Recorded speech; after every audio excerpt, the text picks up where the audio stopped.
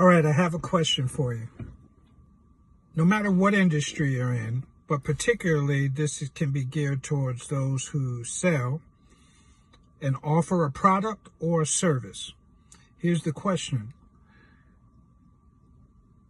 When people make a decision to buy, is it the product that drives them to make the purchase and say yes? Or is it the person who is selling the product or service that makes that decision easier for them to say yes? How'd you answer that? Well, I asked that question because I was reading an article the other day and it came across my page, and I thought it was a little intriguing to see what it would say and what I can glean from it. And surprisingly, it says 83% of the people who buy a product or a particular service, they buy it from the presenter more than their desire for the item itself. So let me break that down, what that means and what the article is saying about that, because it actually makes sense, right? I'm going to gear it more towards the field I'm in. When you think about whether we go to a dealership, whether we go inside a store, and I'm not thinking more towards something where some products are different. So before I go into that, let me break it down to make sure we don't confuse it. If we go into an Apple store, we obviously know we're either browsing or we're going to buy an item. We know that item's going to be a phone, a laptop, or some electronic device, right? We don't need the salesperson. The only reason we go to them is because they're there to point us in the right direction or to ring the product up. But we, for the most part, know what we want. And if there might be a new item, like a new cell phone, a new laptop, new tablet, things of that nature, and we're not quite sure what we need, now it's informational purposes. But we could care less who the person is, what their personality is like, because we already know the item and it's self-explanatory. Same thing, sort of speak, when it comes to like a vehicle. You kind of know what you want when you walk on the lot. You already went there with an intention, so you buy it. So we're kind of excluding that type of selling. But now let me gear it towards my field, because that's what I know most. But again, this can be applied in your field. Hopefully you glean from that. When you look at something such as our field, where we're actually offering a product and a service, such as disability and accidental and life insurance and other financial investing opportunities.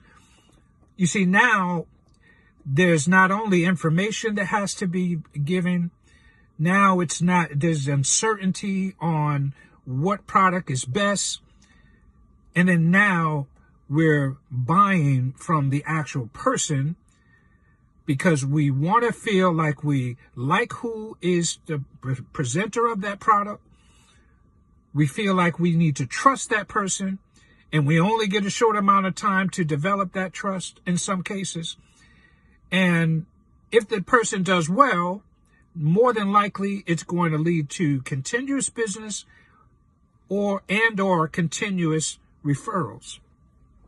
So this is why it's so crucial. So again, go back to the article. Now, the article stated 83% of people buy from a product and service because of who is the presenter who's selling it to them. And so when you sit back and think and meditate on that, think about when you walk into somewhere, or someone comes to your home or into your place of work trying to offer something. And if they're sloppily dressed, if it's a male, he's not cleanly shaved.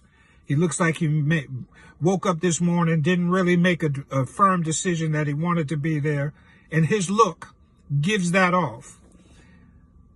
But yet he can have all the knowledge in the world, and he can know the product like the back of his hand. But the article is helping us to state, it references the beautiful people sell the most. That doesn't mean the person is beautiful in looks, and like a female doesn't have to be the most beautiful female, and the male doesn't have to be the most attractive man. What they meant by it was the beautiful people sell because the groomed and the professionalism of the person is what actually sells.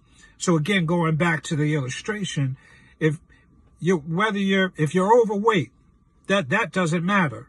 I've seen people that are overweight that are the sharpest in their appearance.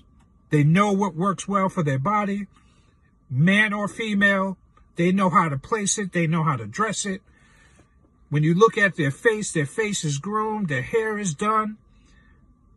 You look at their hands, their nails are done. They don't have the skin peeling all around the nail beds. Their shoes are scuffed up. Pants are wrinkled. You know what kind of people I'm talking about. But yet these are the people that are asking you to separate from your money. So think about that. You already have to make a commitment on this product. Sometimes in this case, in our field, these people have to make a long-lasting commitment. The money has to be paid every month to keep these policies going. So if I'm going to separate myself from this money, I want to like who is presenting this product to me.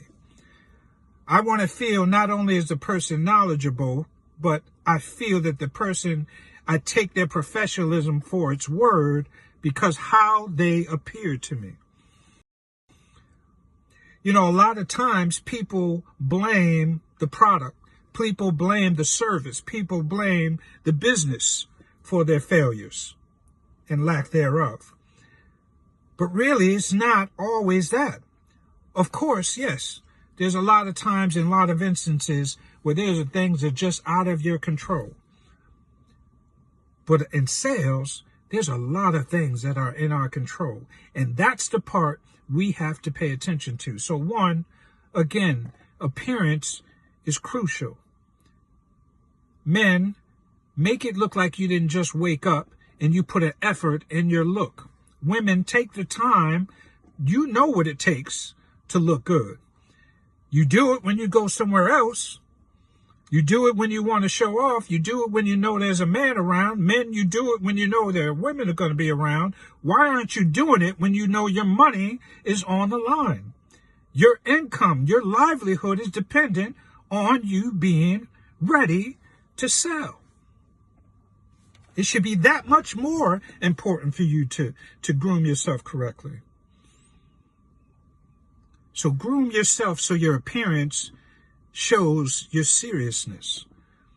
Professionalism. You know, I call this thing where you have an on and off switch, where some people can't separate how they speak and talk or act, their behavior when they're around their family and friends, and then they get out into the business in the workplace and they still act the same way. You see, they don't know how to turn that switch on and off. They just have one way. When that light is on, it's on. And you see, that has to do with professionalism. Whatever your demeanor, whatever that is, if it's not your normal around the people that know you most, you need to switch that up when you get in front of people. And don't think just because, in some cases, those that are this complected, don't think because you're presenting to someone in that manner, of that complexion, that you can still act the same way and you think that they should know better because we're family. No. I don't care what color you are. If you approach me unprofessionally, you don't look the part, I'm not buying from you. So you hold yourself to a standard, you need to present yourself in that same standard. And if you don't have that standard, well, see, that's in your control. It's no one else's fault. You need to dress and groom yourself appropriately. You need to have the proper grammar necessary to sell. You need to display professionalism and all that it encompasses when you're asking someone to buy from me. to separate your money from yourself and buy this product or service. Again, the beautiful people sell. I hope that was a helpful tip for you. As always, I'm going to always bring it to you, and I'm going to give it to you exactly how I see it. And it may be a little raw, but it's the truth. Until next time.